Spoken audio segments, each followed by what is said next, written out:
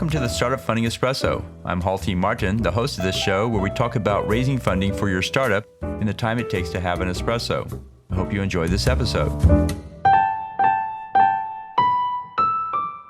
Hello, this is Halti Martin with the Startup Funding Espresso, your daily shot of startup funding and investing.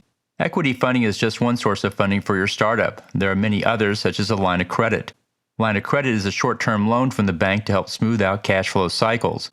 Unlike a bank loan in which you receive an injection of funds, a line of credit lets you draw upon it when you need and pay it back when you can.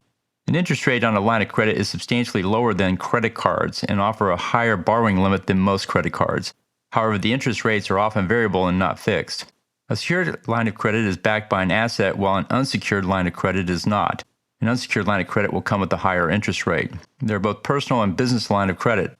Personal line of credit are often secured by personal property. For a business line of credit, the bank determines your credit limit based on the business assets and cash flow. The bank determines the interest rate by adding the interest to a margin, which is affected by your credit history, profitability, and business risk. The line of credit is a useful tool for early-stage businesses to help with cash flow issues.